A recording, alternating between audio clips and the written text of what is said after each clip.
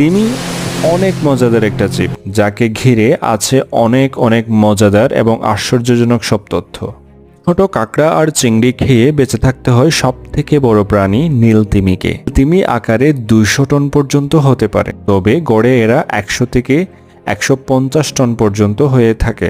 নীলতিমির পেট ভরতে 1 টন বা 1000 KG krill দরকার হয়, তবে এরা সারাদিনে প্রায় 3600 কেজি ক্রিল খায়।